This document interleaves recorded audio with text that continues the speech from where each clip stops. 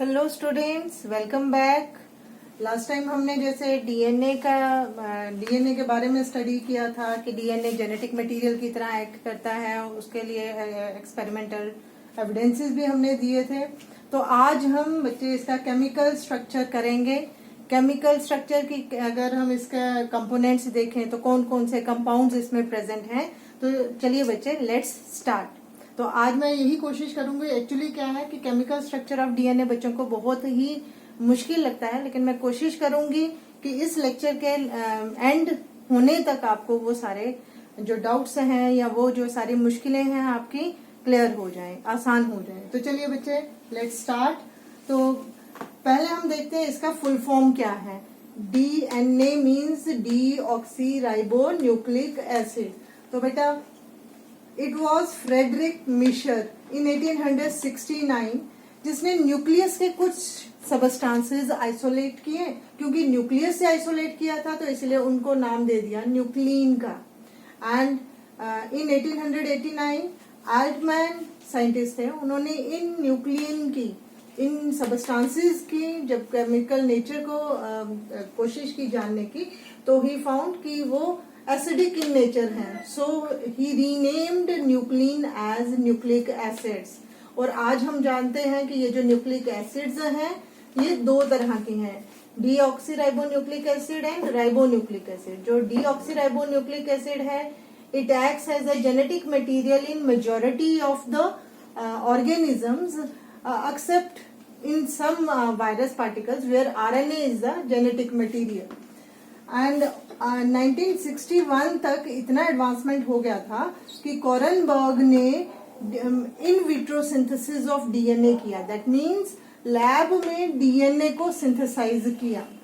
चलिए बच्चे, अब हम देखते हैं ये कहाँ प्रेजेंट होता है डीएनए। आज हमने क्योंकि डीएनए करना है, आरएनए हम कमिंग लेक्चर्स में करेंगे। तो देखें डीएनए कहाँ प्रेजेंट होता है। प्रोकैरियोटिक ऑर्गेनिजम्स में डीएनए क्योंकि क्रोमोसोम के अंदर सेल के अंदर प्रेजेंट है, साइटोप्लाज्म में प्रेजेंट है क्योंकि वहां पे तो कंपार्टमेंटलाइजेशन होती ही नहीं है, वहां पे कोई मेम्ब्रेन बाउंड स्ट्रक्चर्स ही नहीं है, न्यूक्लियस जैसा कोई स्ट्रक्चर नहीं है। तो वहां पे साइटोप्लाज्मिक डीएनए प्रेजेंट है और it is circular in structure. जबकि यूकैरियोटिक सेल्स में देखें कंपार्टमेंटलाइजेशन है। तो जो डीएनए है वो majority of DNA is present as nuclear DNA, मतलब न्यूक्लियस के अंदर है। और कुछ डीएनए जो है वो ऑर्गेनेलिज के अंदर भी प्रेजेंट हो सकता है। तो दो ऑर्गेनेलिज हैं जिनमें डीएनए प्रेजेंट हो सकता है, वो कौन सी है? Mitochondria and plastids. अच्छा, जो न्यूक्लियर डीएनए है it is linear in shape, मतलब स्ट्रेट है, बिल्कुल ओपन है एट बोथ द एंड्स। और ऑर्गेनेलर जो है वो लाइक प्रोकैरियोटिक डीएनए वो सर्कुलर है। अच्छा, अब हम देखते हैं कि जो डीएनए है वो बना किस किस से, किन चीजों से है। तो कंपोनेंट्स के बारे में हम पढ़ते हैं। तो बच्चे, तीन कंपोनेंट्स हैं, तीन केमिकल्स हैं जो मिलके डीएनए बनाते हैं। तो ये केमिकल्स कौन कौन से हैं? First is sugar. तो शुगर कैसी है? पेंटोस शुगर है। तो पेंटा आपको आप जानते ही हैं, पेंटा साइलेबल मीन्स 5 के लिए आता पेंटासाइलेबल। तो मतलब 5 है क्या? कार्बन। तो ऐसी शुगर जो 5 कार्बन से बनी है। और ये टाइप ऑफ शुगर कौन सी है? Deoxyribose sugar. इसी शुगर की बेसिस पे फिर इसको नाम दिया गया डीऑक्सीराइबोस न्यूक्लिक एसिड। ठीक है, तो राइबोस शुगर जो कि पेंटोस शुगर है, मतलब 5 कार्बन कंटेनिंग कंपाउंड है, वो प्रेजेंट है डीएनए में। सेकेंड कंपोनेंट जो है वो क्या है? Phosphate. Phosphate in the form of phosphoric acid. तो ये जो फॉस्फेट की प्रेजेंस की वजह से ही डीएनए एसिडिक इन नेचर है। थर्ड कंपोनेंट जो है वो है नाइट्रोजन बेसिस। नाइट्रोजन बेसिस क्या है? They are heterocyclic nitrogen containing compounds. Heterocyclic means different type of elements in cyclic structure, मतलब रिंग्ड स्ट्रक्चर है। और ये रिंग्ड स्ट्रक्चर लाइक बेंजीन आपने पढ़ाई होगा केमिस्ट्री में। तो देखो ये रिंग्ड स्ट्रक्चर है जो कि डिफरेंट एलिमेंट से बने हैं और उनमें एक एलिमेंट पक्का है, वो क्या है? नाइट्रोजन है। ठीक है, तो ये आ गया different element containing ringed structures. ठीक है, and nitrogen is present in them. तो so these bases are known as nitrogenous bases.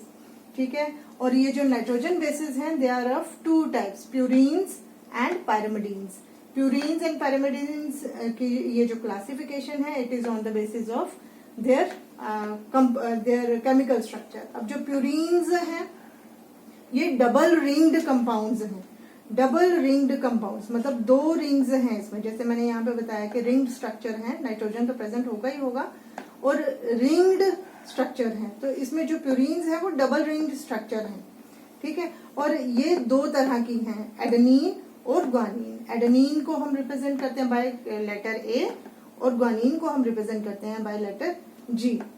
और फिर पायरिमिडीन्स हैं. पायरिमिडीन्स ये सिंगल ये साइक्लिक स्ट्रक्चर है, सिंगल रिंग्ड स्ट्रक्चर है, और इसमें ये भी दो तरह की है, साइटोसिन और थाइमीन. तो ये आगे नाइट्रोजिनस बेसिस. अब देखिए ये जो फॉस्फेट था ये इसको एसिडिक करेक्टर प्रोवाइड कर रहा था, एसिडिक नेचर प्रोवाइड कर रहा था. ये जो नाइट्रोजिनस बेस है ना, तो मतलब ये अल्कलाइन नेचर प्रोवाइड कर रहा है हमारे डीएनए को. अच्छा, अब हम इसका देखते हैं केमिकल स्ट्रक्चर की ये जो तीन कंपोनेंट्स हैं ये किस तरह से प्रेजेंट है हमारे डीएनए में. तो देखें, अभी तो सिर्फ आप एक लाइन देखें कि क्या है. It consist of, DNA consist of 2 polynucleotide chains. तो 2 पॉलीन्यूक्लियोटाइड चेन से बना है डीएनए का स्ट्रक्चर. अभी इसको सिर्फ पॉलीन्यूक्लियोटाइड को अभी आप इतना ध्यान में रखें, आप इसको कैसे सिमुलेट करें, रिबन लाइक स्ट्रक्चर. तो है क्या एक्चुअली, ये मैं अभी जब तक खत्म होगा तब तक आपको पता चल जाएगा ये लेक्चर की पॉलीन्यूक्लियोटाइड क्या है. तो देखिए ये इसका है केमिकल स्ट्रक्चर, डीएनए का केमिकल स्ट्रक्चर. अब जैसे इसमें 3 कंपोनेंट्स मैंने बताया, अभी आप सिर्फ इतना से स्ट्रक्चर के बारे में बात करेंगे हम. तो दो रिबन लाइक स्ट्रक्चर से बना है. तो पहले हम एक रिबन लाइक स्ट्रक्चर को के बारे में स्टडी करेंगे. तो देखिए क्या है, शुगर और फॉस्फेट, ये जो है शुगर और phosphate, they form the backbone of this chain, backbone of this ribbon. ठीक है, तो sugar phosphate sugar phosphate sugar phosphate इस तरह से अरेंज्ड है और वो बैकबोन बनाते हैं डीएनए के एक स्ट्रैंड की, एक रिबन की. ठीक है, अब देखिए ये किस तरह से एक दूसरे के साथ अटैच है. जैसे मैंने कहा शुगर जो है वो 5 कार्बन कंपाउंड है. तो शुगर या तो 5th कार्बन से या 3rd कार्बन से, मतलब एक साइड से वो 5th कार्बन से, दूसरी साइड से वो 3rd कार्बन से फॉस्फेट से अटैच्ड होगा. ठीक है, और ये जो बॉन्ड है इन दोनों के बीच में, इस बॉन्ड को हम कहते हैं फॉस्फोडाइएस्टर बॉन्ड. Phosphodiester bond. देखो शुगर का या तो 5th कार्बन या 3rd कार्बन. देखो यहाँ पे अगर 5th कार्बन है तो दूसरा 3rd कार्बन होगा. नेक्स्ट शुगर का फिर यहाँ पे 5th कार्बन होगा और यहाँ पे 3rd कार्बन होगा. ठीक है, तो इस तरह से शुगर और फॉस्फेट अटैच होते हैं और बैकबोन बनाते हैं एक स्ट्रैंड की, डीएनए की एक स्ट्रैंड की. ये जो फॉस्फोडाइएस्टर बॉन्ड है, ये जो शुगर और फॉस्फेट के बीच में ये जो बॉन्ड है, फॉस्फोडाइएस्टर बॉन्ड है, ये स्टिफनेस प्रोवाइड करता है इस बैकबोन को, इस स्ट्रैंड को. ठीक है, तो ये जो स्ट्रैंड है ये स्टिफ है because of presence of this phosphate band, phosphodiester bond. ठीक है, अच्छा अब देखिए ये जो शुगर है, फॉस्फेट शुगर अब बेस के साथ भी अटैच्ड है. बेस डीएनए के अंदर वाली साइड शुगर अटैच्ड होगा बेस के साथ, मतलब इस तरफ अटैच नहीं है बेस के साथ. डीएनए के इंटीरियर अंदर वाली साइड अटैच्ड है बेस के साथ. तो शुगर का 1st कार्बन और बेस का 9th या 6th कार्बन अटैच होगा, 9th या 6th नाइट्रोजन अटैच्ड होगा. ये कहाँ पे 9th नाइट्रोजन होगा और कहाँ पे 6th नाइट्रोजन होगा ये डिपेंड करेगा कि बेस कौन सी है. अगर बेस प्यूरीन है, purine like adenine and guanine, ये भी पीछे मैंने आपको बताया एडेनिन या ग्वानिन 2 बेसिस हैं, प्यूरीन बेसिस हैं, और ये डबल रिंग्ड है ना, तो 9th नाइट्रोजन तो इन्हीं दोनों में हो सकता है. तो प्यूरीन अगर बेस है तो वो 9th नाइट्रोजन के साथ शुगर का 1st कार्बन के साथ बॉन्ड बनेगी जिसको हम ग्लाइकोसिडिक बॉन्ड कहते हैं. ठीक है, तो ये ग्लाइकोसिडिक बॉन्ड और ये फॉस्फोडाइएस्टर बॉन्ड. ग्लाइकोसिडिक बॉन्ड है या ये फॉस्फोडाइएस्टर बॉन्ड है, दोनों bonds are formed as a result of condensation reaction. Condensation reaction मतलब by the removal of one molecule of water.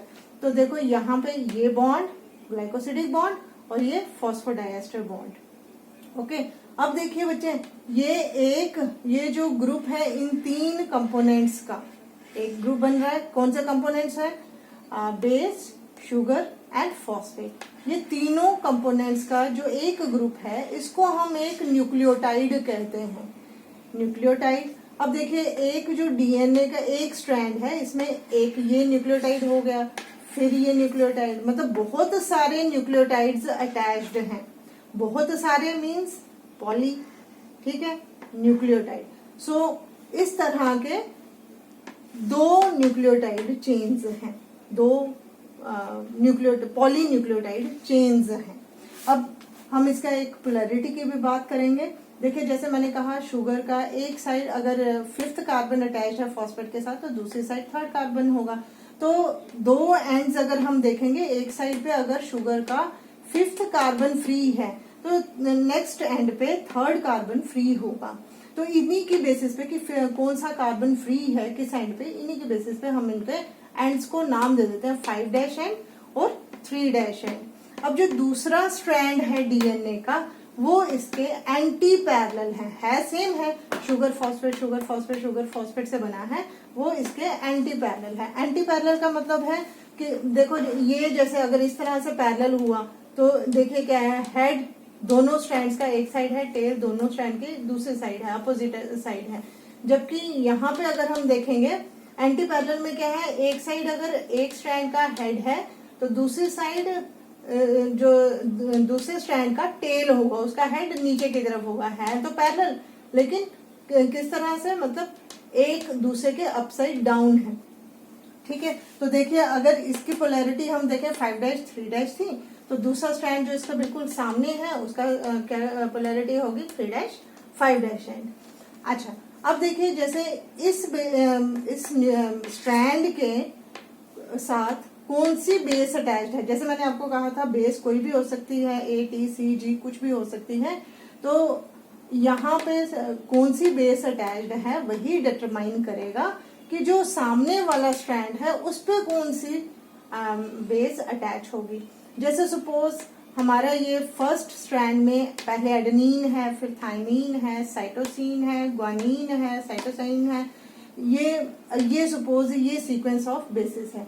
तो जो इसके सामने स्ट्रैंड होगा वो हमेशा एडेनिन के सामने हमेशा शुगर में क्या अटैच होगा, थाइमीन अटैच होगा, और इनमें दोनों में डबल बॉन्ड होगी, डबल हाइड्रोजन बॉन्ड होगी। थाइमीन के सामने हमेशा एडेनिन होगा और डबल बॉन्ड। साइटोसिन के सामने हमेशा ग्वानिन होगा, इनमें ट्रिपल बॉन्ड होगी। ग्वानिन के सामने हमेशा साइटोसिन होगा और इनमें ट्रिपल बॉन्ड। साइटोसिन के सामने हमेशा ग्वानिन ट्रिपल बॉन्ड। तो इस तरह से बहुत सारे, यहाँ पे तो हमने सिर्फ 2-3 न्यूक्लियोटाइड्स के बारे में आपको बताया कि ये 2-3 न्यूक्लियोटाइड्स यहाँ पे बन सकते थे, तो उतने मैंने आपको बना के बताए। लेकिन जबकि अगर हम डीएनए का स्ट्रक्चर देखें तो एक्चुअली वहाँ पे thousands and thousands of nucleotides present होते हैं। तो न्यूक्लियोसाइड भी हम आपको बता दें क्या है न्यूक्लियोसाइड। देखिए क्या है न्यूक्लियोटाइड, तो हमने कहा कि ये 3 कंपोनेंट्स के ग्रुप को हम न्यूक्लियोटाइड कहते हैं। लेकिन अगर इस न्यूक्लियोटाइड में से फॉस्फेट को हम अलग कर दें, मतलब ये 2 कंपोनेंट्स के ग्रुप को हम क्या कहेंगे, इसको हम न्यूक्लियोसाइड कहेंगे। तो हम इसको पॉलीन्यूक्लियोसाइड भी कह सकते हैं, लेकिन to be more appropriate we should use nucleotide, polynucleotide chain. तो आज हम इसका सिर्फ केमिकल स्ट्रक्चर ही करते हैं। होप कि आपको समझ आ गया होगा। अगर नहीं समझ आया है तो प्लीज अपने डाउट्स भेजिए, मुझे मैसेज कीजिए, मैं उसको कोशिश करूंगी बिल्कुल क्लियर करने के। तो नेक्स्ट हम लेक्चर में करेंगे फिजिकल स्ट्रक्चर ऑफ डीएनए, कि फिजिकली ये दोनों जो चेन्स हैं, पॉलीन्यूक्लियोटाइड चेन्स, किस तरह से प्रेजेंट है। Thank you.